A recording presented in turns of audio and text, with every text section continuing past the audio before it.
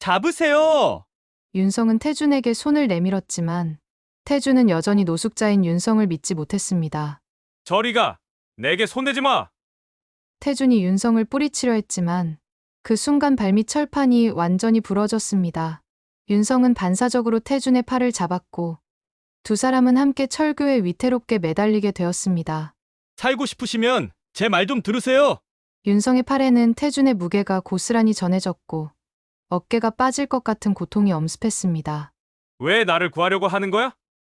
태준은 숨을 헐떡이며 이해할 수 없다는 표정으로 물었습니다. 오늘 사연 시작하기 전에 구독과 좋아요와 알림 설정 꼭 눌러주세요. 모두 무료입니다. 부산 외곽의 오래된 철길, 지금은 기차가 다니지 않는 버려진 공간입니다. 녹슨 철로 위로는 잡초가 무성하게 자라났고 한때 이곳을 달렸을 기차의 흔적은 이제 어디에서도 찾아볼 수 없었습니다. 철길 양옆으로는 폐허가 된 건물들이 줄지어 서 있고 그중 하나인 낡은 창고에서 한 청년이 눈을 뜹니다. 장윤성, 27살. 한때는 대학에서 미술을 전공하며 꿈을 키워나가던 청년이었지만 지금은 거리에서 하루하루를 버텨나가는 노숙자가 되어버렸습니다. 윤성은 창고 바닥에 깔아둔 낡은 담요를 걷어내며 몸을 일으켰습니다. 몸 곳곳이 뻐근하고 아팠지만 이제는 익숙해진 고통이었습니다. 오늘도 살아있네. 윤성은 쓸쓸한 미소를 지으며 혼잣말을 중얼거렸습니다.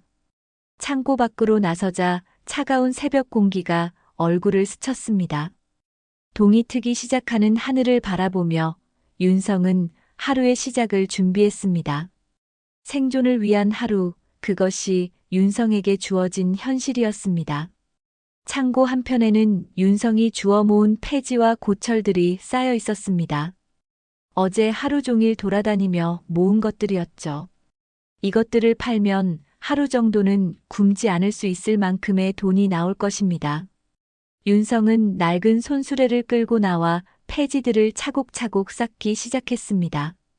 아버지와 어머니가 살아계셨다면 윤성의 마음속에는 항상 그리움과 원망이 뒤섞여 있었습니다.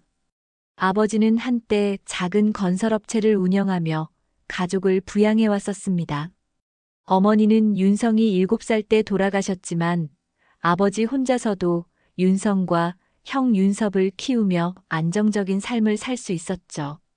윤성도 대학에 다니며 미술에 대한 꿈을 키울 수 있었고 졸업 후에는 작은 화실을 차려 아이들을 가르치며 살아갈 계획이었습니다. 하지만 모든 것이 하루아침에 무너져 버렸습니다. 아버지가 친구의 사업을 도와주겠다며 빚보증을 서게 되었고 그 친구가 야반도주를 해버린 것입니다. 수억 원의 빚더미가 한순간에 가족의 어깨를 짓눌렀습니다. 아버지는 충격을 받아 쓰러지셨고 병원비마저 감당할 수 없는 상황이 되었습니다.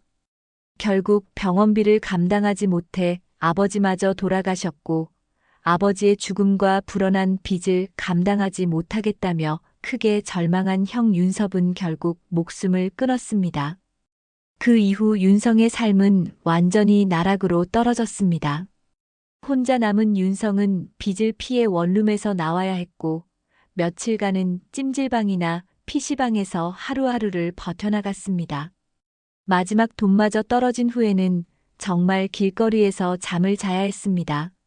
처음 며칠은 추위와 공포에 떨며 잠 못 이루는 밤들이 계속되었습니다. 다행히 사회복지사의 도움으로 노숙자 쉼터에서 지낼 수 있게 되었습니다. 비록 자유롭지는 않았지만 따뜻한 잠자리와 규칙적인 식사를 할 수 있어서 윤성은 조금씩 마음을 추스르고 있었습니다. 쉼터에서 만난 다른 노숙자들과도 조금씩 친해지며 혼자가 아니라는 위안을 얻고 있었죠. 하지만 그런 평온도 오래가지 못했습니다. 어느 날 윤성은 쉼터 담당자로부터 불려갔습니다. 누군가 윤성이 금연구역에서 흡연을 했다고 신고한 것입니다. 윤성은 억울했습니다. 담배를 피우지도 않는데 하지도 않은 일로 누명을 쓴 것이었습니다. 정말 안 했습니다. 저는 담배를 피우지 않아요. 윤성은 간절히 해명했지만 이미 신고가 들어간 상황에서 쉼터 측은 규칙 위반이라며 퇴소 조치를 내렸습니다. 윤성은 마지막까지 자신의 결백을 주장했지만 아무도 들어주지 않았습니다. 그렇게 윤성은 다시 거리로 내몰리게 되었습니다.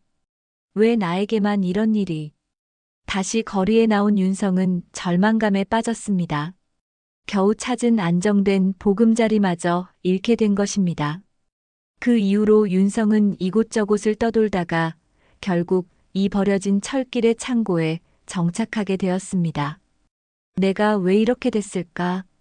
윤성은 손수레를 끌며 철길을 따라 걸어갔습니다. 발걸음마다 자갈이 발바닥을 찔렀지만 이미 굳은 살이 박여 별로 아프지도 않았습니다. 윤성의 마음은 언제나 복잡했습니다. 세상에 대한 분노, 자신의 처지에 대한 좌절, 그리고 미래에 대한 막막함이 항상 가슴을 짓눌렀습니다. 세상은 왜 이렇게 불공평한 걸까? 철길 위로 아침 햇살이 비치기 시작했습니다. 윤성은 잠시 걸음을 멈추고 저 멀리 펼쳐진 부산 시내를 바라보았습니다. 높은 빌딩들이 줄지어 서 있고 그 사이로 자동차들이 바쁘게 오가고 있었습니다. 저곳에서는 수많은 사람들이 각자의 삶을 살아가고 있을 것입니다. 하지만 윤성에게 그 세상은 너무나 멀게만 느껴졌습니다. 폐지 수거소에 도착한 윤성은 어제 모은 폐지들을 내려놓았습니다. 수거소 아저씨는 무뚝뚝하게 폐지의 무게를 재더니 몇 장의 지폐를 건네주었습니다. 하루 끼니를 해결할 정도의 돈이었습니다. 윤성은 그 돈을 주머니에 넣으며 씁쓸한 마음을 감출 수 없었습니다. 이게 내 인생의 전부인가? 오후가 되자 윤성은 다시 폐지를 찾아 거리를 돌아다녔습니다. 사람들의 시선이 따가웠지만 이제는 신경 쓰지 않으려 노력했습니다. 생존이 우선이었으니까요. 하지만 가끔씩 대학 동기들이 SNS에 올린 근황을 볼 때면 가슴이 미어지듯 아팠습니다. 누구는 결혼을 하고, 누구는 좋은 직장에 취직하고, 누구는 개인전을 열고 있는데 자신만 이렇게 밑바닥 인생을 살고 있다는 현실이 참을 수 없이 괴로웠습니다. 거리를 돌아다니며 폐지를 줍는 윤성의 모습을 보는 사람들의 시선은 차가웠습니다. 어떤 사람들은 동정의 눈빛을 보내기도 했지만 대부분은 피하거나 무시했습니다. 윤성 자신도 이런 시선들이 불편했지만 살기 위해서는 어쩔 수 없었습니다. 형아, 미안해. 나 혼자 살아남아서. 윤성은 가끔 형 윤섭을 그리워했습니다. 형은 언제나 윤성을 보살펴 주었고 윤성이 대학에 다닐 수 있도록 아르바이트까지 해가며 도와주었습니다. 그런 형이 자신보다 먼저 세상을 떠난 것이 윤성에게는 큰 죄책감으로 남아 있었습니다. 해가 저물어갈 무렵 윤성은 다시 철길로 돌아왔습니다. 창고에 들어가기 전 철길 위에 앉아 저녁 노을을 바라보았습니다. 붉게 물든 하늘이 아름다웠지만 윤성의 마음은 어둠으로 가득했습니다. 윤성은 주머니에서 낡은 스케치북을 꺼냈습니다. 대학 시절부터 가지고 다니던 것으로 이제는 거의 다 찢어져 가고 있었습니다. 연필로 간단한 선을 그어보았습니다. 한때는 이 손으로 아름다운 그림들을 그렸었는데 이제는 떨려서 제대로 선을 긋기도 어려웠습니다. 그래도 윤성에게는 이것이 유일한 위안이었습니다. 그림을 그릴 때만큼은 현실을 잠시나마 잊을 수 있었으니까요. 내일도 또 이런 하루가 반복되겠지. 윤성은 깊은 한숨을 내쉬며 창고로 들어갔습니다. 오늘도 하루가 끝나갑니다. 내일 또 다른 하루를 버텨내기 위해 윤성은 낡은 담요를 몸에 둘러쌌습니다. 창고 밖으로는 차가운 바람이 불어왔고 윤성의 고독한 밤이 시작되었습니다. 창고 안에서 윤성은 천장을 바라보며 생각에 잠겼습니다. 언제까지 이렇게 살아야 할까? 정말 희망이라는 것이 있을까? 그런 생각들이 머릿속을 맴돌았습니다. 하지만 그럼에도 불구하고 윤성은 포기하지 않았습니다. 아니, 포기할 수 없었습니다. 가족들이 남긴 마지막 유산이라고 할 수 있는 것은 바로 살아가는 것 자체였으니까요. 철길 위로는 달빛이 희미하게 비치고 있었습니다. 고요한 밤속에서 윤성은 혼자만의 시간을 보냈습니다. 내일은 또 어떤 하루가 될까? 그런 생각을 하며 윤성은 서서히 잠에 빠져들었습니다. 다음 날 밤 윤성은 평소보다 늦게 창고로 돌아왔습니다. 오늘은 유난히 폐지를 찾기 어려웠고 하루 종일 돌아다녀도 얼마 안 되는 돈밖에 벌지 못했습니다. 배가 고팠지만 편의점에서 삼각김밥 하나 사 먹을 돈도 부족했습니다. 오늘도 굶어야겠네. 윤성은 쓸쓸한 마음으로 창고 문을 열려던 순간 멀리서 자동차 엔진 소리가 들려왔습니다. 이 버려진 철길 근처에는 평소에 차가 다니지 않는데 이상했습니다. 윤성은 문득 불안한 마음이 들어 창고 안으로 들어가지 않고 그 자리에 멈춰 섰습니다. 소리는 점점 가까워지더니 곧 고급 승용차 한 대가 철길 근처 공터에 멈춰 섰습니다. 윤성은 창고 뒤편으로 몸을 숨기고 상황을 지켜보았습니다. 밤이 깊어 어둠 속에서도 그 차가 평범한 차가 아님을 알 수 있었습니다. 검은색 대형 세단이었고 번호판도 특별한 것 같았습니다. 잠시 후 운전석 문이 열리며 한 남자가 내렸습니다. 정장을 입고 있었지만 넥타이는 풀려 있었고 걸음걸이가 불안정했습니다. 술에 취한 것 같았습니다. 윤성은 숨을 죽이고 그 남자의 움직임을 관찰했습니다. 남자는 윤태준이었습니다. 55살의 그는 국내 굴지의 건설사 부사장이었습니다.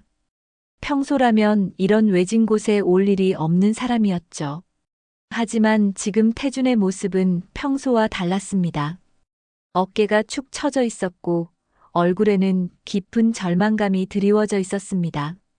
이게 다 무슨 소용이람. 태준은 혼자 중얼거리며 철길을 따라 걷기 시작했습니다. 윤성은 멀리서 그의 뒷모습을 바라보았습니다. 비싼 정장을 입고 고급차를 타고 온 사람이지만 그의 모습에서는 깊은 절망이 느껴졌습니다. 태준의 마음은 복잡했습니다. 며칠 전부터 회사 내부에서 비자금 스캔들이 터지기 시작했습니다. 수십 년간 묵혀왔던 검은 돈 문제가 국정감사를 통해 세상에 드러나게 된 것입니다. 태준은 직접적으로 연루되지는 않았지만 부사장이라는 직책상 책임을 져야 하는 상황이 되었습니다. 내가 왜 이런 꼴을 당해야 하지? 태준은 술에 취한 채로 중얼거렸습니다. 그는 평생 성실하게 일해왔습니다. 대학을 졸업하고 이 회사에 입사한 지 벌써 30년이 넘었습니다. 말단 사원부터 시작해서 부사장 자리까지 올라온 것은 그의 노력과 실력 때문이었습니다. 하지만 이제 모든 것이 물거품이 될 위기에 처했습니다. 회사 이사회에서는 이미 태준을 희생양으로 만들 계획을 세우고 있었습니다. 실제 비자금 조성에는 다른 임원들이 더 깊숙이 관여했지만 가장 처리하기 쉬운 인물이 태준이었습니다. 그는 빽이 없었고 정치적으로도 약한 위치에 있었습니다. 평생 바쳐온 게 이 정도밖에 안 되나. 태준은 발걸음을 멈추고 철길 위를 바라보았습니다. 달빛 아래 반짝이는 녹슨 철로가 어디론가 이어져 있었습니다. 한때 이곳으로 기차가 다녔을 텐데 이제는 완전히 버려진 공간이 되어버렸습니다. 마치 자신의 인생 같다는 생각이 들었습니다. 윤성은 계속해서 태준을 지켜보고 있었습니다. 저 남자에게서 뭔가 위험한 기운이 느껴졌습니다. 절망에 빠진 사람의 눈빛이었습니다. 윤성 자신도 여러 번 경험해본 그런 절망감이었죠. 태준은 다시 걷기 시작했습니다. 하지만 이번에는 철길을 따라가는 것이 아니라 철길 옆으로 난 작은 길을 따라 올라갔습니다. 그곳에는 오래된 철교가 있었습니다. 한때는 기차가 건너다니던 다리였지만 이제는 위험할 정도로 낡아 있었습니다. 윤성의 가슴이 두근거리기 시작했습니다. 직감적으로 좋지 않은 일이 일어날 것 같은 예감이 들었습니다. 태준의 행동이 평범하지 않았습니다. 이런 한밤중에 술에 취해서 위험한 철교로 향하는 것은 분명 정상적인 행동이 아니었습니다. 내가 왜 이 꼴까지 당해야 하지? 내가 다 책임져야 해? 태준은 철교 앞에서 멈춰서며 하늘을 올려다보았습니다. 별 하나 보이지 않는 캄캄한 밤하늘이었습니다. 그의 인생도 지금 이 밤하늘처럼 어둡기만 했습니다. 태준은 어린 시절을 떠올렸습니다. 가난한 집안에서 태어나 부모님의 기대를 받으며 공부만 했던 어린 시절, 대학에 들어가기 위해 새벽까지 책을 보던 수험생 시절, 그리고 회사에 입사해서 야근을 밥 먹듯이 하며 승진을 위해 노력했던 젊은 시절들이 스쳐 지나갔습니다. 결국 이 모든 게 무슨 의미가 있었나? 태준의 눈에서는 눈물이 흘러내렸습니다. 평생을 바쳐 쌓아 올린 모든 것들이 한순간에 무너져 내리는 것을 보는 것은 견디기 어려운 고통이었습니다. 가족들 앞에서도 더 이상 떳떳할 수 없을 것 같았습니다. 윤성은 태준이 철교 쪽으로 다가가는 것을 보며 마음이 급해졌습니다. 저 철교는 윤성도 잘 알고 있었습니다. 몇 년 전부터 안전 점검을 받지 않아 매우 위험한 상태였습니다. 철판 일부는 녹슬어서 구멍이 나 있었고 난간도 부식되어 언제 무너질지 모르는 상황이었습니다. 저기 올라가면 안 되는데. 윤성은 속으로 생각했습니다. 하지만 섣불리 나서기도 어려운 상황이었습니다. 자신은 노숙자 신분이고 저 남자는 분명 사회적으로 지위가 높아 보이는 사람이었습니다. 자신이 나섰다가 오해를 받을 수도 있었습니다. 태준은 철교 입구에 도착했습니다. 낡은 경고판에는 위험 마이너스 출입 금지라는 글씨가 희미하게 보였지만 태준은 그것을 무시하고 철교로 발걸음을 옮겼습니다. 첫 발을 내디딘 순간부터 철교 전체가 삐걱거리는 소리를 냈습니다. 윤성은 더 이상 지켜볼 수 없었습니다. 저 사람이 누구든 어떤 이유로 저기에 올라갔든 사람의 목숨이 위험한 상황이라는 것만큼은 분명했습니다. 윤성은 용기를 내어 어둠 속에서 나섰습니다. 거기 올라가지 마세요. 무너지면 죽습니다. 윤성의 목소리가 고요한 밤을 깨뜨렸습니다. 태준은 깜짝 놀라 뒤를 돌아보았습니다. 어둠 속에서 너덜너덜한 옷을 입은 젊은 남자가 자신을 향해 소리치고 있었습니다. 태준은 윤성을 보며 비웃는 표정을 지었습니다. 노숙자 차림의 남자가 자신에게 충고를 하고 있다는 것이 우스웠습니다. 지금 자신의 심정을 저런 사람이 무엇을 알겠습니까? 내 인생은 이미 끝났어. 내가 뭘 아냐? 태준은 차갑게 말하며 다시 철교 안쪽으로 들어갔습니다. 하지만 그 순간 발밑의 철판이 위험하게 휘어지는 것을 느꼈습니다. 오래된 철교는 한 사람의 무게도 제대로 견디지 못하고 있었습니다. 윤성은 태준의 위험한 상황을 보며 마음이 더욱 급해졌습니다. 이대로 두었다가는 정말 큰 사고가 날 것 같았습니다. 태준은 철교 위에서 한 걸음 한 걸음 조심스럽게 나아갔습니다. 발밑에서 들려오는 삐걱거리는 소리가 밤의 정적을 깨뜨렸습니다. 철교의 철판들은 오랜 세월 비바람에 시달려 녹이 슬어 있었고 곳곳에 구멍이 뚫려 있어 아래쪽이 훤히 내려다 보였습니다. 정말 위험합니다. 제발 내려오세요. 윤성은 다시 한번 간절히 외쳤습니다. 하지만 태준은 윤성의 말을 무시한 채 계속해서 철교 안쪽으로 들어갔습니다. 태준의 마음속에는 이미 모든 것을 포기하겠다는 결심이 자리 잡고 있었습니다. 노숙자 주제에 내 일에 끼어들지 마.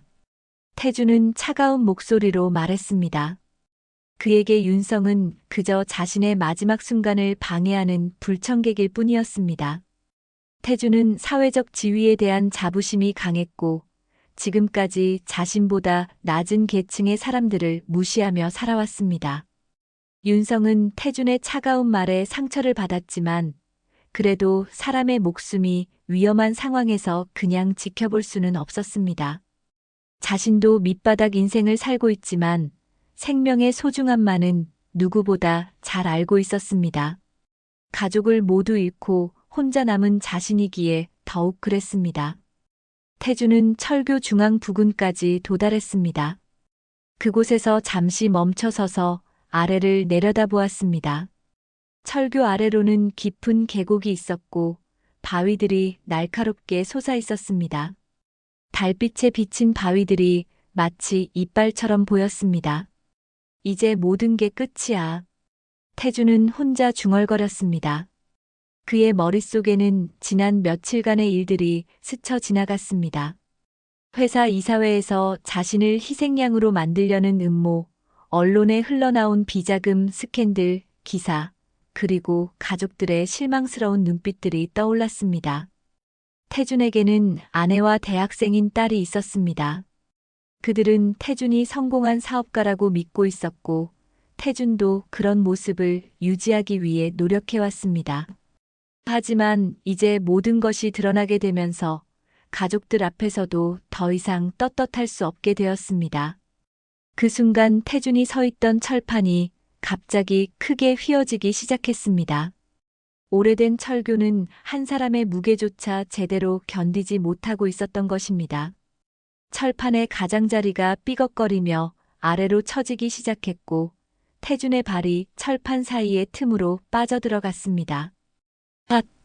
태준은 순간적으로 균형을 잃으며 비명을 질렀습니다.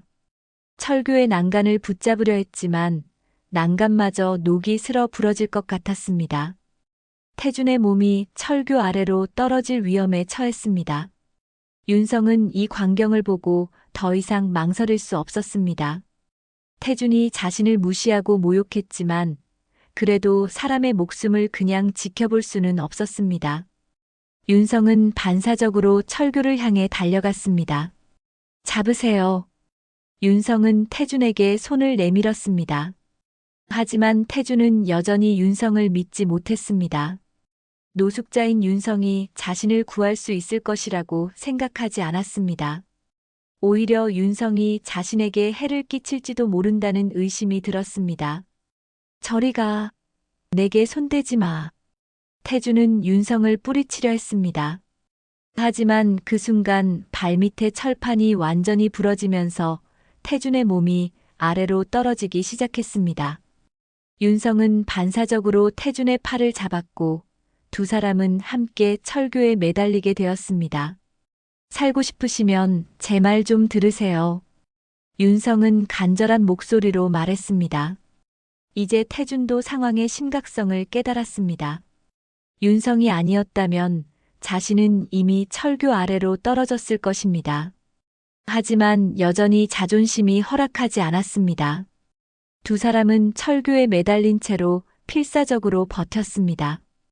윤성의 팔에는 태준의 무게가 고스란히 전해졌고 어깨가 빠질 것 같은 고통이 엄습했습니다. 하지만 윤성은 절대 손을 놓지 않았습니다. 왜 나를 구하려고 하는 거야? 태준은 숨을 헐떡이며 물었습니다. 자신을 모욕했던 상대를 구하려는 윤성의 행동이 이해되지 않았습니다. 일반적으로 생각해보면 윤성이 자신을 그냥 내버려 둘 법도 했습니다. 사람 목숨이 소중하니까요. 윤성은 간단하게 대답했습니다. 하지만 그 말 속에는 깊은 의미가 담겨 있었습니다. 윤성은 가족을 모두 잃고 혼자 살아가면서 생명의 소중함을 누구보다 잘 알게 되었습니다. 자신이 살아있다는 것 자체가 얼마나 값진 일인지 깨달았습니다. 태준은 윤성의 말을 들으며 몸과 마음 한구석이 움직이는 것을 느꼈습니다. 자신이 그토록 무시했던 사람이 목숨을 걸고 자신을 구하려 하고 있었습니다. 하지만 여전히 받아들이기는 어려웠습니다. 넌 내가 누군지도 모르면서. 태준은 중얼거렸습니다. 하지만 윤성에게는 태준이 누구인지가 중요하지 않았습니다. 부사장이든 노숙자든 같은 사람이었고 생명의 가치는 동일했습니다. 두 사람이 철교에 매달린 상태가 계속되자 철교 전체가 위험하게 흔들리기 시작했습니다. 언제 완전히 무너질지 모르는 상황이었습니다. 윤성은 재빨리 주변을 살펴보고 가까운 철교 기둥 쪽으로 몸을 이동시키려 했습니다. 제가 끌어당길 테니까 발로 기둥을 밀어서 올라와요. 윤성은 태준에게 지시했습니다. 태준은 처음에는 노숙자인 윤성의 지시를 따르는 것이 자존심상 받아들이기 어려웠지만 생존이 걸린 문제였습니다.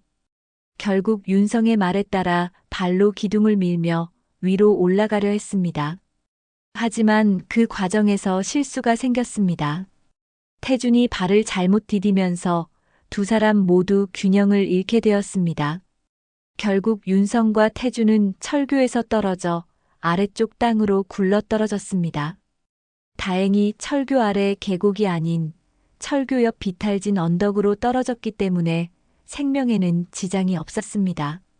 하지만 두 사람 모두 몸 곳곳에 상처를 입었고 옷은 찢어지고 흙투성이가 되었습니다.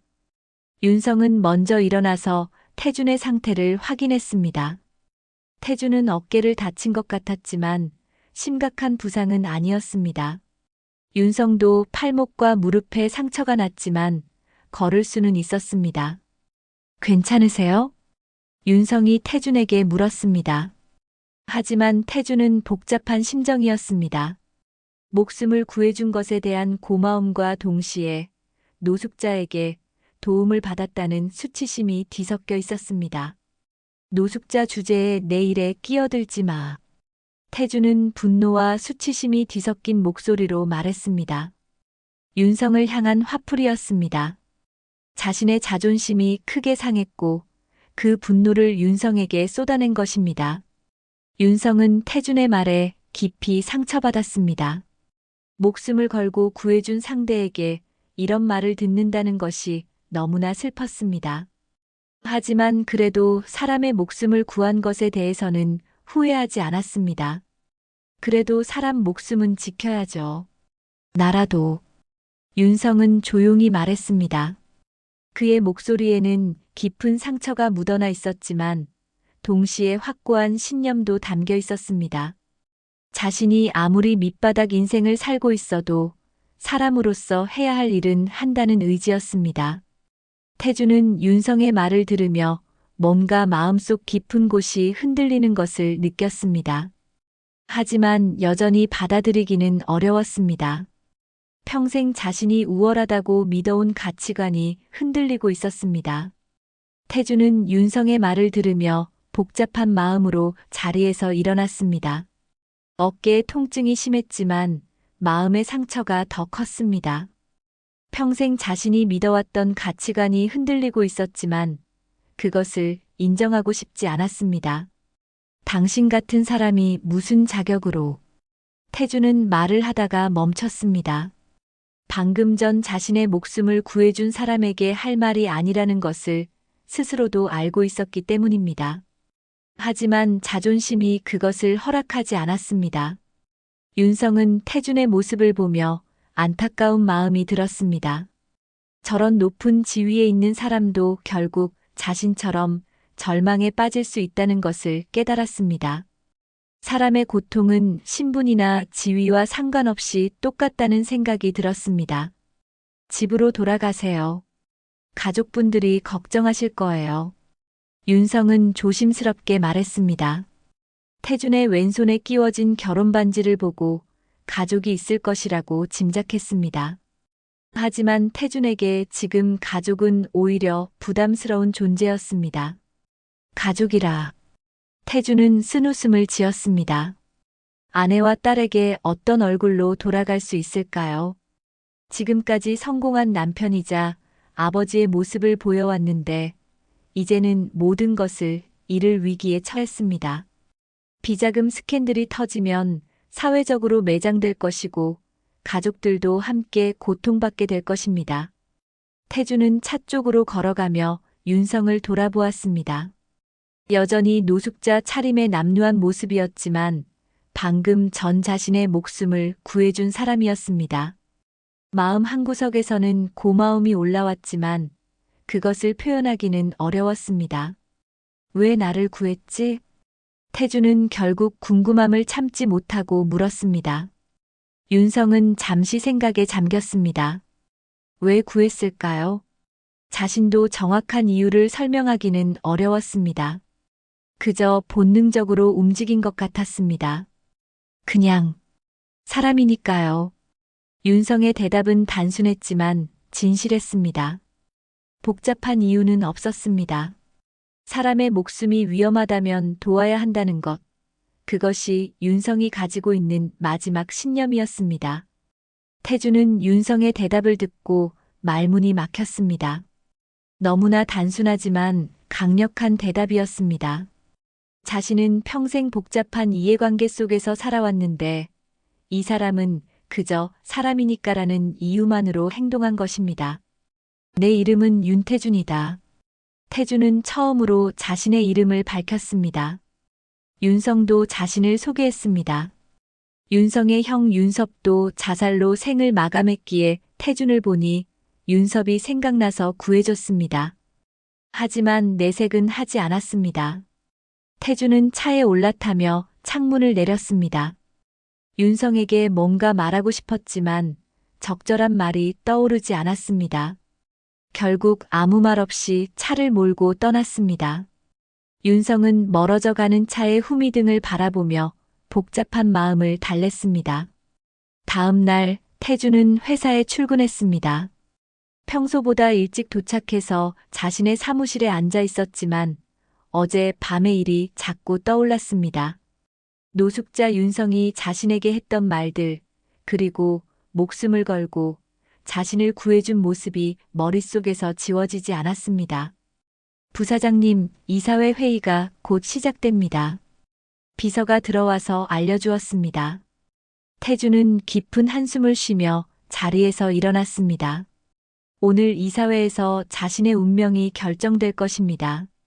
이미 결과는 뻔했지만 그래도 최선을 다해 자신을 변호해야 했습니다. 이사회실에 들어간 태주는 차가운 시선들을 받았습니다. 평소에 친하게 지냈던 동료들도 이제는 거리를 두고 있었습니다. 권력의 세계에서는 몰락하는 사람에게는 아무도 손을 내밀지 않는다는 것을 새삼 깨달았습니다. 태준 부사장, 이번 비자금 사건에 대해 어떻게 생각하나? 이사장이 차가운 목소리로 물었습니다. 태준은 예상했던 질문이었지만 대답하기가 쉽지 않았습니다. 자신이 직접적으로 연루된 것은 아니지만 부서를 총괄하는 책임자로서 책임을 피할 수는 없었습니다. 저는 직접적으로 관여하지 않았습니다. 하지만 관리 감독의 책임은 있다고 생각합니다. 태준의 대답은 솔직했지만 이사들에게는 만족스럽지 않았습니다. 그들이 원하는 것은 태준이 모든 책임을 뒤집어쓰고 물러나는 것이었습니다. 하지만 부서 총괄 책임자로서 전혀 몰랐다는 것은 직무유기 아닌가? 다른 이사가 날카롭게 지적했습니다. 태준은 점점 궁지에 몰리고 있었습니다. 어떻게 변명해도 이미 결론은 정해져 있었습니다. 회의는 예상대로 진행되었습니다. 태준에게 모든 책임을 지고 사직하라는 압력이 가해졌습니다. 태준은 마지막까지 저항해보려 했지만 결국 굴복할 수밖에 없었습니다. 시간을 좀 주십시오. 결정하겠습니다. 태준은 최후의 시간을 요청했습니다. 이사들은 하루의 시간을 주었습니다. 사실상 최후 통첩이었습니다. 사무실로 돌아온 태준은 의자에 푹 주저앉았습니다. 30년간 몸담았던 회사에서 이런 식으로 쫓겨나게 될 줄은 몰랐습니다. 분노와 서러움이 교차했습니다. 그때 어젯밤 만났던 윤성이 떠올랐습니다. 그는 이미 모든 것을 잃었지만 그래도 사람으로서의 최소한의 도리는 지키고 있었습니다. 자신을 구해주면서도 아무것도 바라지 않았습니다. 태주는 갑자기 화가 치밀어 올랐습니다. 왜 자신만 이런 고통을 당해야 하는가? 더 나쁜 짓을 한 사람들은 멀쩡히 자리를 지키고 있는데 왜 자신만 희생양이 되어야 하는가? 그 순간 태준의 머릿속에 어떤 생각이 스쳤습니다. 윤성을 이용하면 어떨까? 그를 비자금 사건의 목격자로 만들어서 다른 사람에게 책임을 전가하는 것입니다. 어차피 노숙자니까 아무도 그의 말을 믿지 않을 것이고 적당히 돈을 주면 입을 다물 것입니다. 그래, 저 자식을 이용하자. 태주는 비열한 계획을 세우기 시작했습니다. 윤성이 자신을 구해준 것에 대한 고마움은 순식간에 사라졌습니다. 절망에 빠진 태준에게는 이제 자신의 생존만이 중요했습니다. 태준은 비서를 불러서 윤성에 대한 정보를 수집하라고 지시했습니다. 노숙자라면 신원 파악이 쉽지 않겠지만 어떻게든 찾아낼 방법이 있을 것입니다. 한편 윤성은 어제와 똑같이 폐지를 줍고 있었습니다. 하지만 마음 한구석에는 어제 밤의 일이 계속 머물러 있었습니다. 태준이라는 사람, 겉보기에는 성공한 사람 같았지만 내면에는 깊은 상처와 절망을 안고 있는 것 같았습니다. 나와 별로 다르지 않네. 윤성은 혼잣말을 했습니다. 처지는 다르지만 절망이라는 감정은 똑같았습니다. 하지만 윤성은 그래도 사람으로서의 최소한의 선은 지키려고 노력하고 있었습니다. 오후가 되자 윤성은 평소처럼 철길로 돌아왔습니다. 어제 태준과 만났던 철교를 바라보니 새삼스러웠습니다.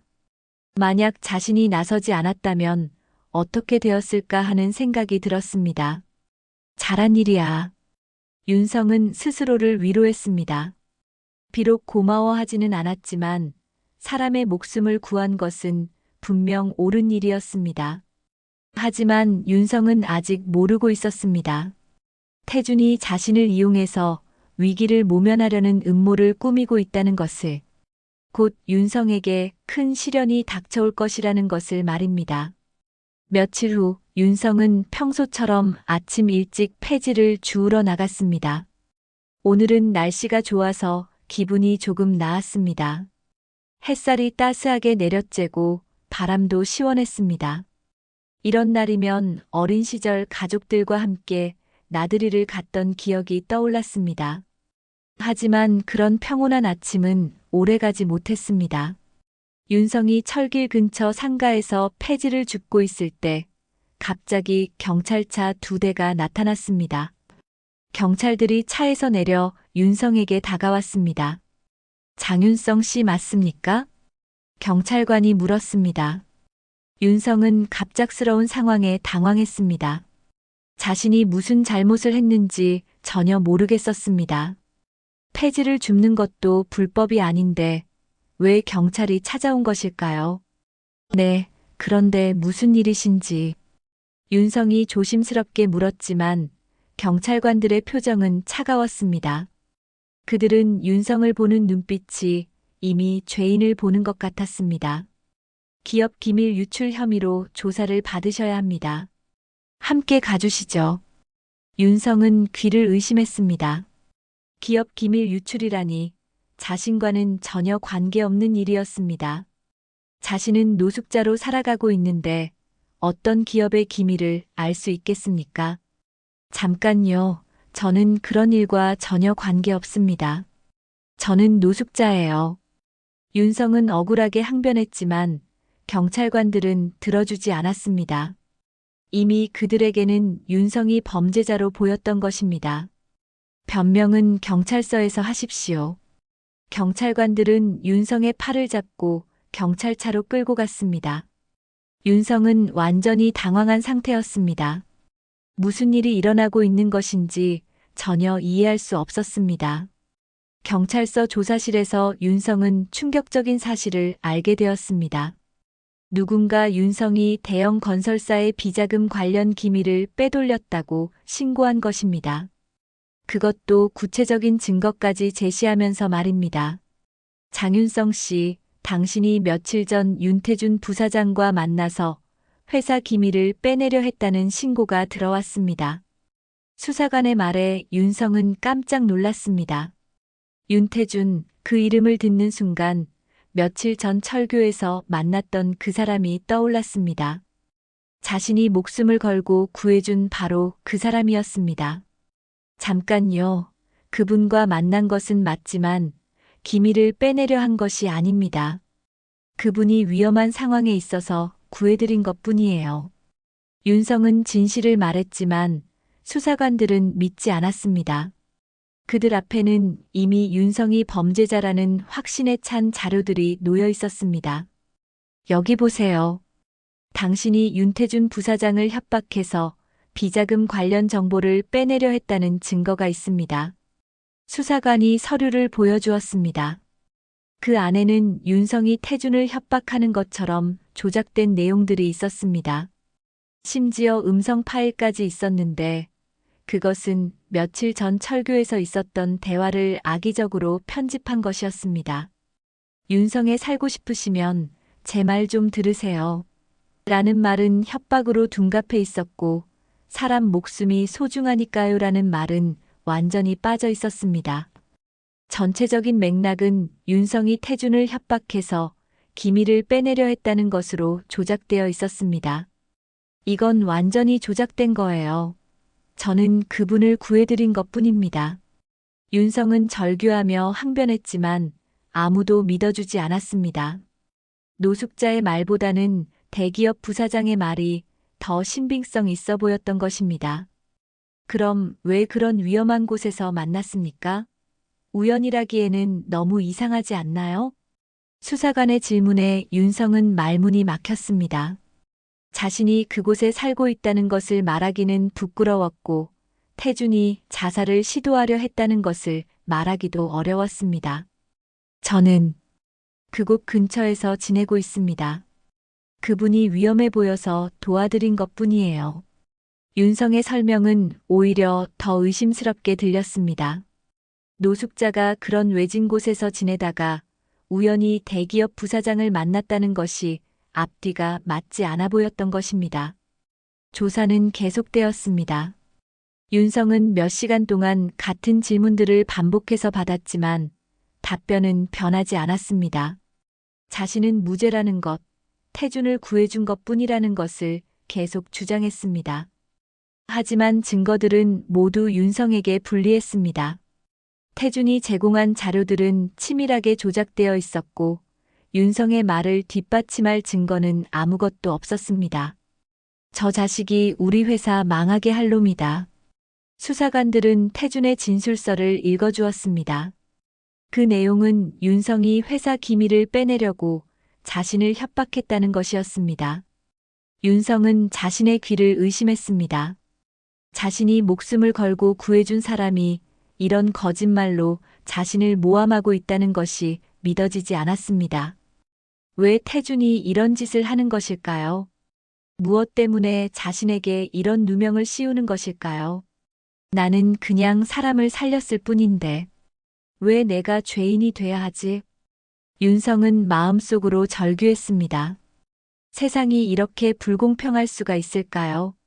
선한 일을 했는데 오히려 죄인이 되어야 한다는 것이 납득할 수 없었습니다.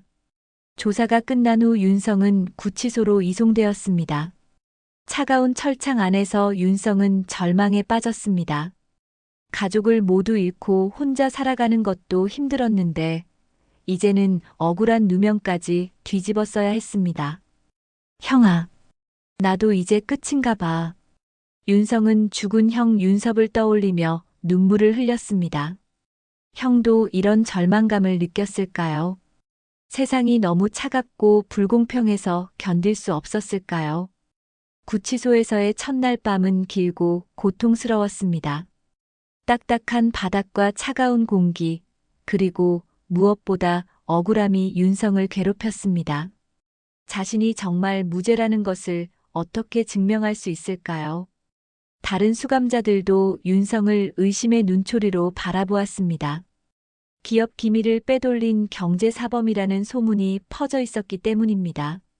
윤성은 완전히 고립되었습니다. 내가 뭘 잘못했다고. 윤성은 철창을 붙잡고 한탄했습니다. 사람을 구해준 것이 잘못인가요? 생명을 소중히 여기는 것이 죄인가요? 세상의 기준을 도저히 이해할 수 없었습니다. 한편 태주는 자신의 계획이 성공한 것을 보며 안도감을 느꼈습니다. 윤성을 희생양으로 만들어서 자신의 위기를 모면할 수 있을 것 같았습니다. 하지만 마음 한구석에서는 죄책감이 올라왔습니다. 어쩔 수 없었어. 내 생존이 먼저야. 태주는 스스로를 합리화했습니다. 하지만 윤성이 자신을 구해준 모습이 자꾸 떠올랐습니다. 그 순수하고 선한 마음을 자신이 이용해서 망가뜨린 것입니다. 회사에서는 태준의 계획대로 사건이 진행되고 있었습니다. 윤성이 체포되면서 비자금 사건의 책임이 외부인에게 전가되는 분위기가 조성되었습니다. 태준은 잠시 숨을 돌릴 수 있게 되었습니다. 하지만 진실은 언제까지 숨겨질 수 있을까요? 윤성의 억울함은 언제까지 묻힐 수 있을까요? 구치소 철창 안에서 절망에 빠진 윤성에게는 아직 희망이 남아있을까요? 철창 너머로 보이는 하늘은 여전히 파랗고 아름다웠지만 윤성에게는 그 하늘조차 절망의 색깔로만 보였습니다. 정의가 실종된 세상에서 선량한 사람이 받는 대가가 이런 것인지 윤성은 세상에 대한 신뢰를 완전히 잃어가고 있었습니다. 구치소에서 일주일이 지났습니다. 윤성에게는 하루하루가 지옥 같았습니다. 매일 반복되는 조사와 신문, 그리고 끝없는 억울함이 윤성을 괴롭혔습니다. 변호사도 없이 혼자서 모든 것을 견뎌내야 했습니다. 장윤성, 면회 왔다. 교도관의 부름에 윤성은 고개를 들었습니다. 면회라니 자신을 찾아올 사람이 있을까요? 가족도 없고 친구도 없는 자신에게 누가 면회를 올 것일까요? 면회실에 도착한 윤성은 깜짝 놀랐습니다. 앞에 앉아있는 사람은 백발이 성성한 노인이었습니다. 윤성은 그 노인을 본 적이 없었습니다. 안녕하세요, 젊은 친구. 노인은 온화한 미소를 지으며 인사했습니다. 윤성은 당황스러워하며 대답했습니다. 안녕하세요. 그런데 저희가 아는 사이인가요? 아니요, 처음 뵙습니다. 제 이름은 김정호입니다. 은퇴한 변호사죠. 김정호라는 이름을 들은 순간 윤성은 어디선가 들어본 것 같았습니다. 그는 한때 서민들을 위해 무료 변호를 해주던 유명한 변호사였습니다. 왜 저를 찾아오셨는지 윤성이 조심스럽게 물었습니다. 김정호는 잠시 윤성을 바라보더니 천천히 입을 열었습니다. 당신 사건에 대해 들었습니다. 뭔가 석연치 않은 부분이 많더군요. 김정호의 말에 윤성의 눈에 희망의 빛이 스쳤습니다. 드디어 자신의 말을 믿어줄 사람이 나타난 것일까요? 저는 정말 억울합니다. 그분을 구해드린 것뿐인데. 윤성은 김정호에게 그날 밤의 일을 자세히 설명했습니다. 태준이 철교에서 위험한 상황에 처했고 자신이 목숨을 걸고 구해주었다는 것을, 하지만 오히려 누명을 쓰게 되었다는 것을. 김정호는 윤성의 말을 귀에 깊게 들었습니다. 오랜 변호사 경험으로 볼 때 윤성의 말에는 거짓이 없어 보였습니다. 순수하고 선량한 사람의 눈빛이었습니다. 믿습니다. 당신이 무죄라는 것을. 김정호의 말에 윤성은 눈물을 흘렸습니다. 이렇게 오랫동안 기다렸던 말이었습니다. 드디어 자신을 믿어주는 사람이 나타난 것입니다. 하지만 증명하기는 쉽지 않을 것 같습니다. 상대방이 치밀하게 준비한 것 같거든요. 김정호는 현실적인 문제점을 지적했습니다. 태준이 제시한 증거들은 매우 정교했고 윤성의 결백을 증명할 물적 증거는 거의 없었습니다. 그럼 저는 이대로 죄인이 되는 건가요? 윤성의 목소리에는 절망감이 묻어났습니다. 김정호는 윤성의 어깨를 토닥이며 위로했습니다. 포기하지 마세요. 진실은 언젠가 밝혀집니다. 시간이 걸리더라도 말이죠. 김정호는 윤성의 변호를 맡겠다고 했습니다. 비록 무료 변호였지만 윤성에게는 큰 희망이었습니다. 한편 태주는 회사에서 숨을 돌리고 있었습니다. 윤성을 희생양으로 만든 덕분에 비자금 사건에서 어느 정도 벗어날 수 있었습니다. 하지만 마음은 편하지 않았습니다. 그때 태준의 비서가 급하게 들어왔습니다. 부사장님, 큰일 났습니다. 무슨 일이야? 태준은 불안한 마음으로 물었습니다. 비서는 긴장한 표정으로 말했습니다. 김 부장님이 기자들과 만나고 있습니다. 비자금 사건의 진실을 폭로하겠다고 하네요. 태준의 얼굴이 창백해졌습니다. 김 부장은 태준의 직속 부하였고 비자금 사건의 실제 담당자였습니다. 만약 그가 진실을 폭로한다면 모든 계획이 무너질 것입니다. 당장 막아. 태준은 다급하게 소리쳤습니다. 하지만 이미 늦었습니다. 김 부장은 양심의 가책을 견디지 못하고 언론에 진실을 털어놓기로 결심한 것입니다. 부사장님께서 무고한 노숙자에게 누명을 씌우고 있습니다. 김 부장의 폭로는 충격적이었습니다. 그는 태준이 어떻게 윤성을 이용해서 자신의 죄를 덮으려 했는지 상세히 설명했습니다.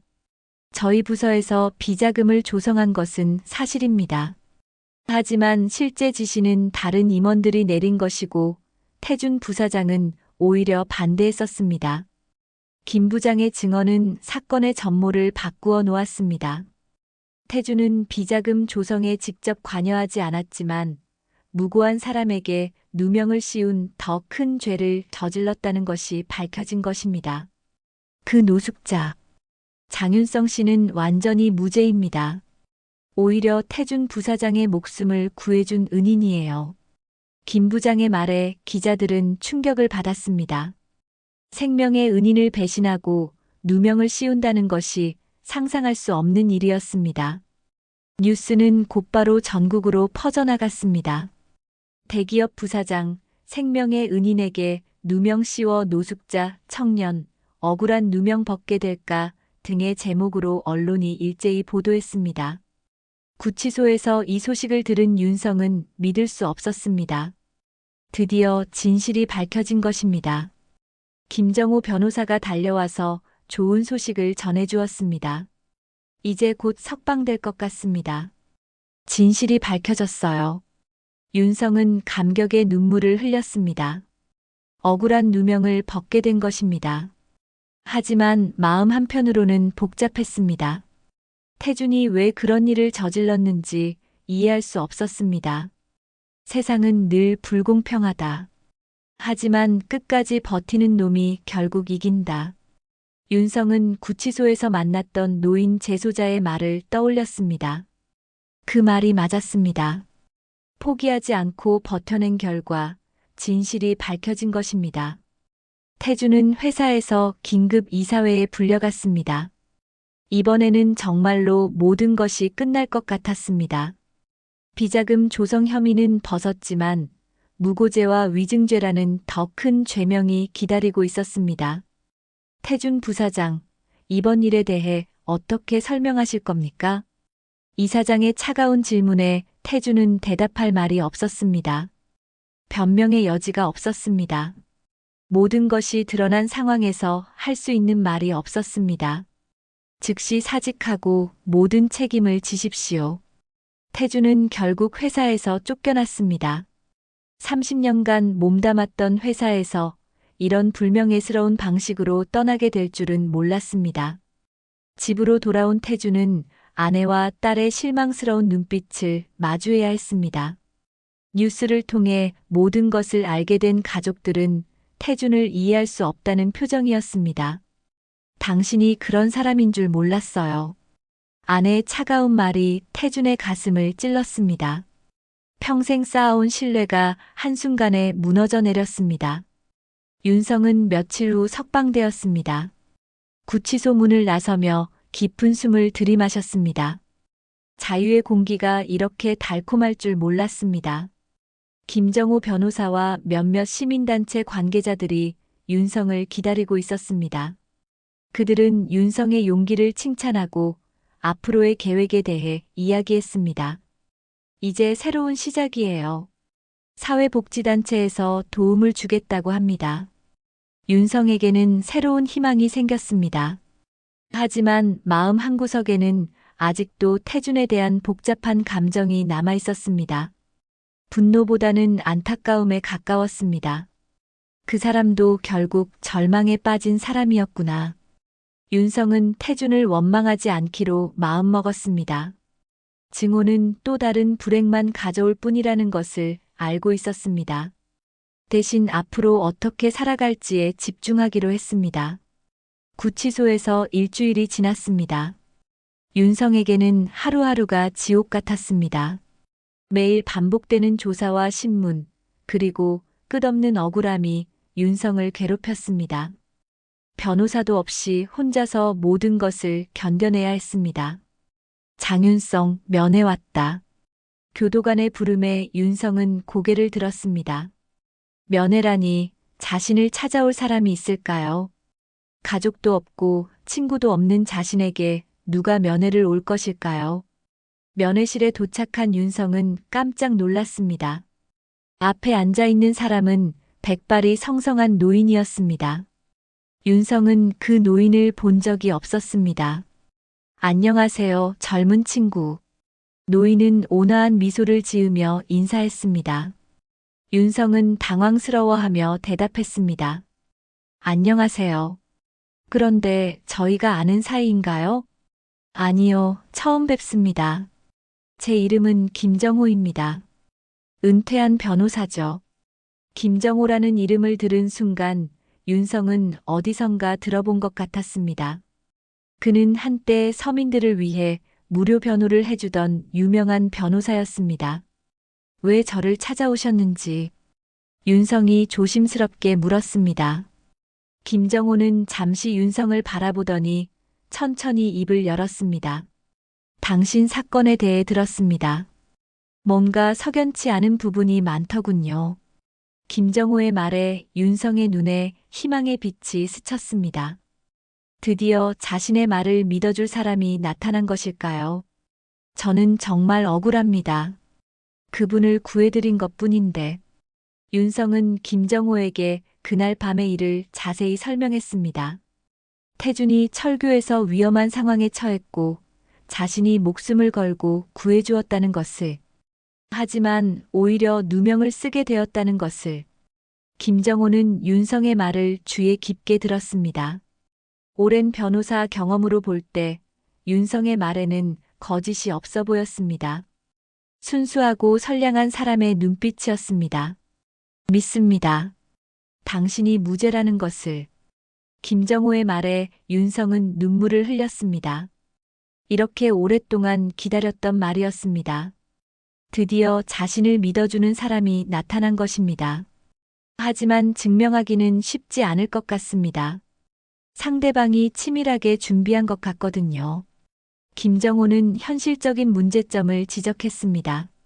태준이 제시한 증거들은 매우 정교했고 윤성의 결백을 증명할 물적 증거는 거의 없었습니다.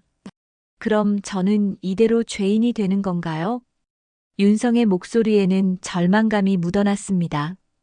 김정호는 윤성의 어깨를 토닥이며 위로했습니다. 포기하지 마세요.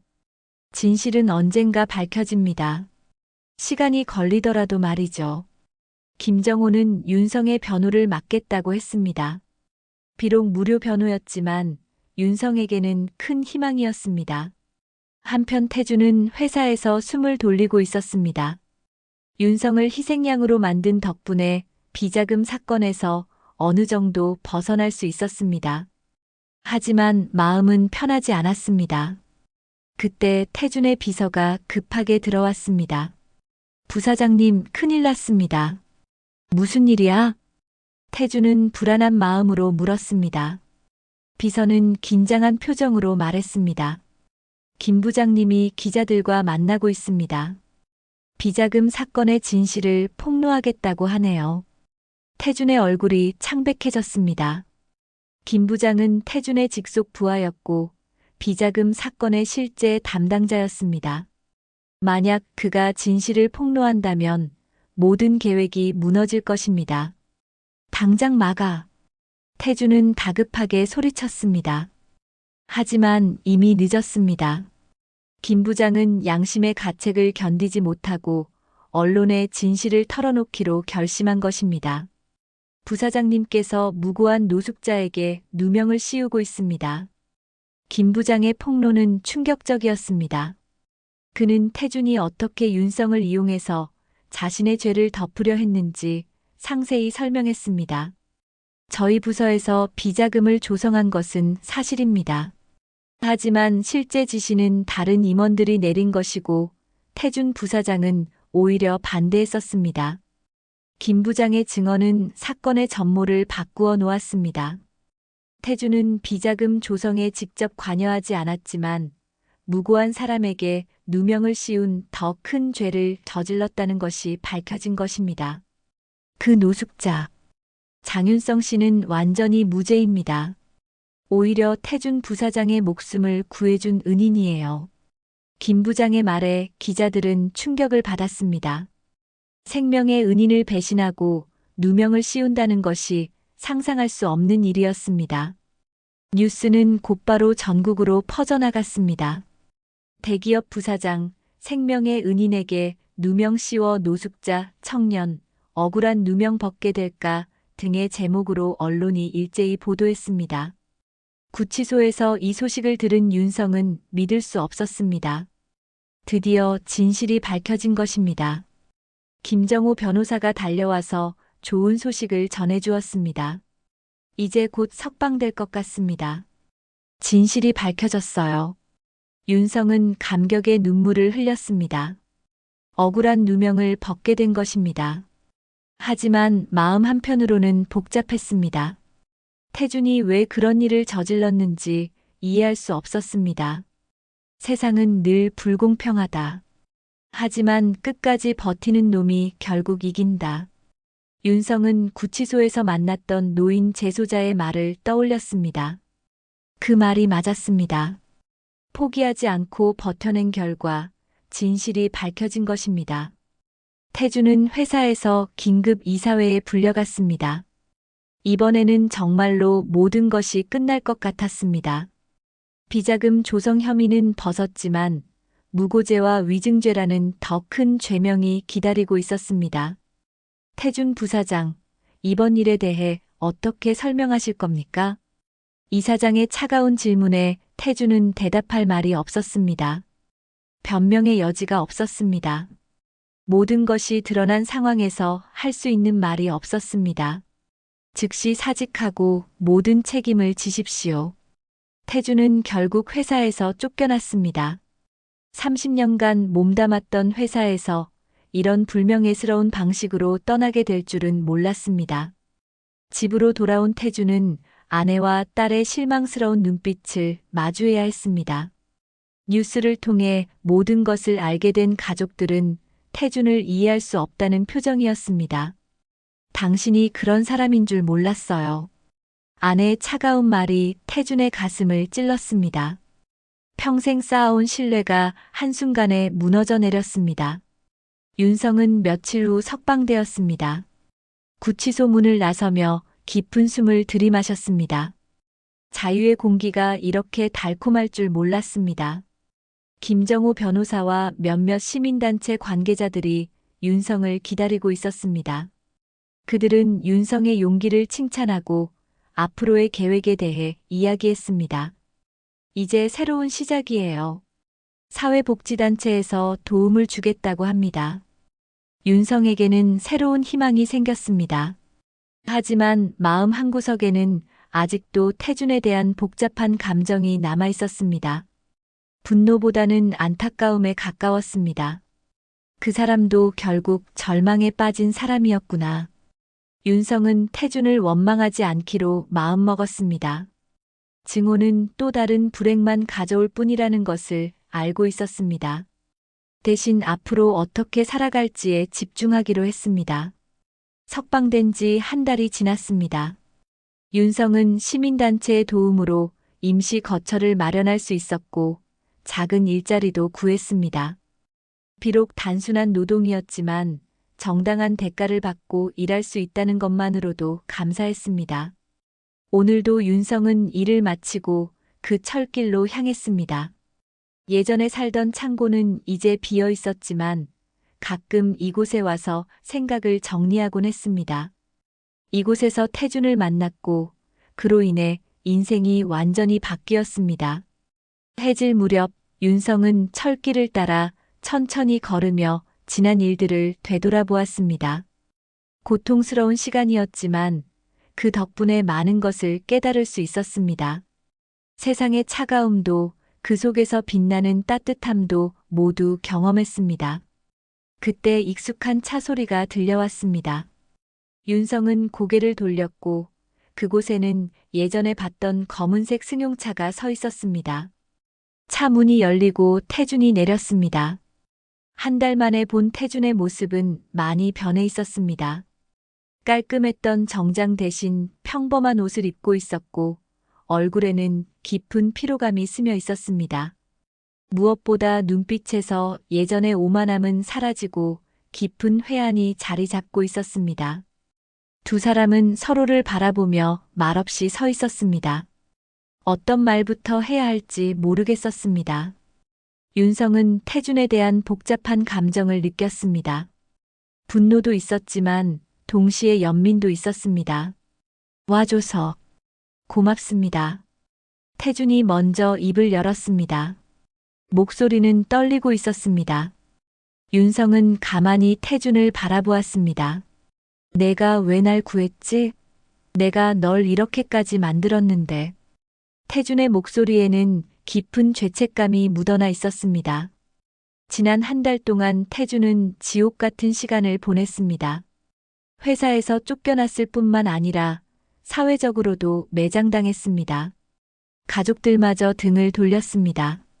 실망한 아내에겐 이혼당했고 아빠의 모습에 충격받은 딸도 엄마와 살겠다며 태준의 집을 떠났으며 태준과 연락도 끊어버렸습니다. 사람 목숨은 값으로 따질 수 있는 게 아니니까요. 윤성의 대답은 여전히 담담했습니다. 태준은 그 말을 듣고 고개를 숙였습니다. 자신이 얼마나 비열한 일을 저질렀는지 새삼 깨달았습니다. 하지만 이제부터는 당신이 살아온 삶에 책임을 져야 합니다. 윤성의 말에 태준은 고개를 들어 윤성을 바라보았습니다. 그 눈빛에는 엄숙함이 있었지만 동시에 따뜻함도 있었습니다. 여전히 자신을 완전히 포기하지 않고 있다는 느낌이 들었습니다. 내가 평생 쌓은 게 다 무슨 소용이람. 태준은 절망적인 목소리로 말했습니다. 30년간 쌓아온 모든 것이 한순간에 무너져 버렸습니다. 지위도 명예도 가족의 신뢰도 모두 잃었습니다. 다시 시작하면 됩니다. 윤성의 말에 태준은 깜짝 놀랐습니다. 자신에게 그런 끔찍한 일을 당한 사람이 어떻게 이런 말을 할 수 있을까요? 나 같은 놈이 무슨 다시 시작이야. 이미 모든 게 끝났어. 태준은 자포자기한 목소리로 말했습니다. 하지만 윤성은 포기하지 않았습니다. 저도 모든 걸 잃었었습니다. 가족도, 집도, 꿈도 모두요. 하지만 그래도 살아가고 있어요. 윤성의 말에는 깊은 경험에서 우러나온 지혜가 있었습니다. 바닥까지 떨어져 본 사람만이 할 수 있는 말이었습니다. 당신과 나는 달라. 나는 사람을 배신했어. 은인을 배신한 놈이야. 태준은 자책하며 말했습니다. 지난 한 달 동안 자신이 저지른 일에 대한 죄책감이 그를 괴롭혔습니다. 특히 윤성의 순수한 마음을 이용한 것에 대해 깊이 후회하고 있었습니다. 그래도 사람이잖아요. 윤성의 간단한 대답에 태준은 말문이 막혔습니다. 자신이 그렇게 무시했던 말, 사람이니까라는 그 단순한 이유가 다시 돌아온 것입니다. 왜 나를 용서해 주는 거야? 태준은 이해할 수 없다는 표정으로 물었습니다. 윤성은 잠시 생각에 잠겼습니다. 용서하지 않으면 저만 괴로워요. 미움은 저를 더 아프게 할 뿐이에요. 윤성의 말에는 깊은 깨달음이 담겨 있었습니다. 구치소에서 보낸 시간 동안 많은 생각을 했습니다. 증오와 원망으로는 아무것도 해결되지 않는다는 것을 깨달았습니다. 하지만 용서한다고 해서 당신의 잘못이 없어지는 건 아니에요. 당신은 그 잘못을 인정하고 책임져야 합니다. 윤성의 말에 태준은 고개를 끄덕였습니다. 맞는 말이었습니다. 용서받는다고 해서 자신의 죄가 사라지는 것은 아니었습니다. 어떻게 해야 할까? 태준은 막막한 표정으로 물었습니다. 윤성은 태준을 바라보며 천천히 말했습니다. 진심으로 뉘우치세요.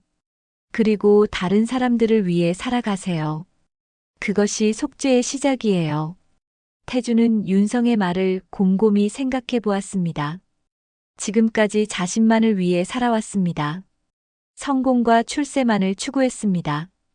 하지만 그 결과는 이렇게 참담했습니다. 정말로 나 같은 놈도 다시 시작할 수 있을까? 태준의 목소리에는 간절함이 묻어나 있었습니다. 윤성은 확신에 찬 목소리로 대답했습니다. 네, 할 수 있어요. 사람은 누구나 변할 수 있어요. 그 순간 태준의 눈에서 눈물이 흘러내렸습니다. 이 모든 일을 겪고 나서야 진짜 후회가 밀려왔습니다. 자신이 얼마나 어리석고 비열했는지 깨달았습니다. 미안해. 정말 미안해. 태준은 무릎을 꿇고 윤성에게 사과했습니다. 진심에서 우러나온 사과였습니다. 윤성은 태준의 어깨에 손을 올려주었습니다. 일어나세요. 이제 정말로 새로 시작하세요. 두 사람은 서로를 바라보며 묵묵히 서 있었습니다. 철길 위로 석양이 지고 있었고 붉은 노을이 하늘을 물들이고 있었습니다. 과거의 철길과 현재의 두 인생이 겹치며 극적인 화해의 순간이 펼쳐졌습니다. 고마워. 내가 아니었으면 나는 정말 끝이었을 거야. 태준의 말에 윤성은 미소를 지었습니다. 드디어 진짜 감사의 말을 들은 것 같았습니다. 앞으로 어떻게 살 건가요? 윤성의 질문에 태준은 잠시 생각했습니다. 모르겠어. 하지만 이제는 다른 사람들을 도우며 살고 싶어. 너처럼. 태준의 말에 윤성은 따뜻한 미소를 지었습니다. 정말로 변화가 시작된 것 같았습니다. 해가 완전히 지고 어둠이 내리기 시작했습니다. 두 사람은 각자의 길로 돌아갈 시간이 되었습니다. 하지만 이제는 적이 아닌 동반자로서 새로운 시작을 향해 나아갈 수 있을 것 같았습니다. 철길 위로 불어오는 바람은 이제 차갑지 않았습니다. 희망과 용서, 그리고 새로운 시작의 따뜻함이 두 사람을 감싸고 있었습니다. 그로부터 6개월이 지났습니다. 계절이 바뀌어 봄이 찾아왔고 버려진 철길 주변에도 새싹들이 돋아나고 있었습니다. 윤성은 시민단체의 지속적인 도움과 자신의 노력으로 작은 미술 작업실을 마련할 수 있게 되었습니다. 비록 작고 소박한 공간이었지만 윤성에게는 꿈을 다시 시작할 수 있는 소중한 장소였습니다. 임시 거처에서 퇴소할 시기가 되자 다시 한번 시민단체가 도움의 손길을 내밀어준 덕에 다행히 작은 거주지도 생겼습니다. 노숙자들과 저소득층들을 위해 정부에서 지원하는 무료 오피스텔에서 살게 되었죠. 비록 사평남짓 좁은 공간이었지만 길에서 먹고 자며 언제 무슨 일을 당할지도 모르는 처지였던 윤성에겐 너무나도 감사하고 다행스러운 일이었어요. 이곳은 이용기간 제약도 전혀 없었습니다. 오늘 아침 윤성은 작업실에서 그림을 그리고 있었습니다. 캔버스 위에는 철길의 모습이 그려지고 있었습니다. 하지만 예전에 쓸쓸하고 버려진 철길이 아니라 생명력 넘치는 새로운 철길이었습니다. 녹슨 철로 사이로 꽃들이 피어나고 나비들이 날아다니는 희망적인 모습이었습니다. 선생님, 오늘도 그림 그리세요? 작업실 문이 열리며 아이들이 들어왔습니다. 윤성은 이제 주말마다 지역 아이들에게 무료로 그림을 가르치고 있었습니다. 처음에는 몇 명 되지 않았지만 입소문이 나면서 점점 더 많은 아이들이 찾아오고 있었습니다. 그럼 우리도 함께 그려볼까? 윤성은 환한 미소를 지으며 아이들을 맞았습니다. 아이들과 함께 있을 때의 윤성은 정말 행복해 보였습니다. 순수한 아이들의 마음과 창의력을 보면서 윤성 자신도 많은 위로를 받았습니다. 선생님, 이번에는 뭘 그릴 거예요? 한 아이가 호기심 어린 눈으로 물었습니다. 윤성은 잠시 생각하더니 대답했습니다. 오늘은 희망을 그려보면 어떨까? 다들 각자 생각하는 희망을 그려봐. 아이들은 신이 나서 각자의 자리에 앉아 그림을 그리기 시작했습니다. 윤성은 아이들 사이를 돌아다니며 조언해주고 격려해 주었습니다. 이런 시간이 윤성에게는 가장 소중했습니다. 오후가 되자 윤성은 아이들과 함께 철길로 향했습니다. 요즘 윤성은 아이들과 함께 철길 주변을 정화하는 활동을 하고 있었습니다. 버려진 쓰레기들을 치우고 작은 화단을 만들어 꽃을 심고 있었습니다. 선생님, 여기에 또 쓰레기가 있어요. 아이들은 열심히 쓰레기를 주우며 활동했습니다. 윤성은 아이들의 모습을 보며 뿌듯함을 느꼈습니다. 이렇게 작은 실천들이 모여 세상을 조금씩 바꿀 수 있다는 것을 아이들에게 가르치고 싶었습니다. 한참 정화 활동을 하고 있을 때 익숙한 목소리가 들려왔습니다. 수고 많네. 윤성이 돌아보니 태준이 서 있었습니다. 6개월 만에 본 태준의 모습은 또 한 번 변해 있었습니다. 예전에 고급스러운 옷차림 대신 평범하고 소박한 옷을 입고 있었고 얼굴에는 건강한 생기가 돌고 있었습니다. 무엇보다 눈빛이 맑고 편안해 보였습니다. 안녕하세요. 윤성은 자연스럽게 인사했습니다. 두 사람 사이의 어색함은 이제 많이 사라진 상태였습니다. 나도 도와줄게. 태준은 소매를 걷어붙이고 함께 정화 활동에 참여했습니다. 아이들은 처음에는 낯선 어른을 경계했지만 태준이 친근하게 대하자 금세 마음을 열었습니다. 아저씨도 그림 그릴 줄 알아요? 한 아이가 태준에게 물었습니다. 태준은 웃으며 대답했습니다. 아니, 배우고 싶어. 윤성 선생님께 배울 수 있을까? 윤성은 태준의 말에 미소를 지었습니다. 예전에 오만하고 권위적이던 모습은 완전히 사라지고 겸손하고 따뜻한 사람이 되어 있었습니다. 활동이 끝나고 아이들이 돌아간 후 두 사람은 철길을 따라 걸으며 대화를 나누었습니다. 요즘 어떻게 지내세요? 윤성이 물었습니다. 태준은 잠시 생각하더니 대답했습니다. 사회봉사를 하고 있어. 노숙자 쉼터에서 무료급식 봉사를 하고 주말에는 독거노인분들 집에 가서 청소도 도와드리고 있지. 태준의 말에 윤성은 놀랐습니다. 정말로 완전히 다른 사람이 된 것 같았습니다. 힘들지 않으세요? 아니, 오히려 마음이 편해. 처음으로 진짜 의미 있는 일을 하고 있다는 기분이야. 태준의 목소리에는 진실함이 묻어나 있었습니다. 윤성은 태준의 변화를 보며 감동했습니다. 가족분들과는 어떻게 지내세요? 윤성의 조심스러운 질문에 태준의 얼굴에 아쉬움이 스쳤습니다. 아직은 시간이 더 필요할 것 같아. 하지만 포기하지 않을 거야. 언젠가는 다시 가족의 신뢰를 회복할 수 있을 거라고 믿어. 태준의 말에는 희망이 담겨 있었습니다. 비록 아직 가족과 화해하지는 못했지만 그는 꾸준히 노력하고 있었습니다. 매달 아내와 딸에게 편지를 보내며 자신의 변화된 모습을 알려주고 있었습니다.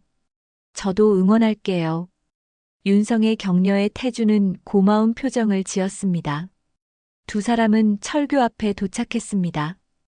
6개월 전 그들이 화해했던 바로 그 장소였습니다. 하지만 이제는 위험한 철교가 아니었습니다. 시에서 안전 점검을 마치고 보수 공사를 완료한 상태였습니다. 여기서 처음 만났었지. 태준이 감회에 젖은 목소리로 말했습니다. 윤성도 고개를 끄덕였습니다. 그때 정말 위험했어요. 태준은 말을 잇지 못했습니다. 만약 윤성이 나서지 않았다면 어떻게 되었을까요? 아마 더 큰 불행이 일어났을 것입니다. 이제는 안전해졌네요. 윤성이 말했습니다. 철교뿐만 아니라 두 사람의 인생도 이제는 안전한 길에 접어들었습니다. 윤성아. 태준이 처음으로 윤성의 이름을 정감 있게 불렀습니다. 정말 고마워. 내가 아니었다면 나는 진짜 인간이 아니게 되었을 거야. 태준의 진심 어린 감사에 윤성은 따뜻한 미소로 답했습니다. 우리 모두 변할 수 있어요. 중요한 건 포기하지 않는 거예요. 해가 지기 시작했습니다. 철길 위로 황금빛 석양이 비치고 있었습니다. 두 사람은 나란히 서서 그 아름다운 광경을 바라보았습니다. 앞으로도 계속 이 일을 할 거니? 태준이 물었습니다. 윤성은 고개를 끄덕였습니다. 네. 아이들을 가르치는 것도 좋고 이렇게 환경을 깨끗하게 만드는 것도 의미 있어요. 작지만 세상에 도움이 되는 일이니까요. 나도 함께 할 수 있을까? 태준의 조심스러운 제안에 윤성은 환한 미소를 지었습니다. 물론이죠. 함께하면 더 큰 일을 할 수 있을 거예요. 두 사람은 악수를 나누었습니다. 이제 정말로 동료가 된 것입니다. 몇 주 후 철길 주변은 완전히 달라져 있었습니다. 윤성과 태준, 그리고 많은 자원봉사자들의 노력으로 아름다운 공간으로 변모했습니다. 버려진 철길은 이제 시민들의 휴식 공간이 되었고, 윤성의 작품들로 장식된 벽화들이 사람들에게 희망과 감동을 주고 있었습니다. 와, 정말 예뻐졌네요. 오늘도 아이들이 찾아와서 감탄했습니다. 윤성과 태준은 함께 아이들을 가르치고 있었습니다. 태준도 이제는 아이들에게 인기가 많았습니다. 선생님, 우리도 벽화 그릴 수 있어요? 그럼. 다 함께 만들어가는 거니까. 윤성의 대답에 아이들은 신나게 소리쳤습니다. 저녁이 되어 모든 활동이 끝난 후 윤성과 태준은 철길에 앉아 하늘을 올려다보았습니다. 별들이 하나둘 떠오르고 있었습니다. 나는 더 이상 버려진 인생이 아니다. 윤성이 혼잣말처럼 중얼거렸습니다. 태준이 고개를 돌려 윤성을 바라보았습니다. 나도 이제는 진짜 사람이 된 것 같아. 두 사람은 서로를 바라보며 미소를 지었습니다. 각자 다른 길을 걸어왔지만 이제는 같은 목표를 향해 함께 걸어가고 있었습니다. 철길 위로 불어오는 바람은 따뜻했습니다. 한때는 절망과 고통의 장소였던 이곳이 이제는 희망과 새로운 시작의 상징이 되었습니다. 윤성과 태준의 인생도 마찬가지였습니다. 다시 시작할 수 있다. 윤성의 마음속에서 확신이 솟아올랐습니다. 가족을 잃고 모든 것을 잃고 심지어 억울한 누명까지 썼지만 그래도 포기하지 않았기에 지금의 행복을 찾을 수 있었습니다. 철길 위로는 달빛이 부드럽게 내려쬐고 있었습니다. 새로운 희망의 시작을 알리는 것처럼 그 빛은 두 사람의 앞길을 환하게 밝혀주고 있었습니다. 버려진 철길에서 시작된 두 사람의 인생 역전 드라마가 이제 새로운 장을 열어가고 있었습니다.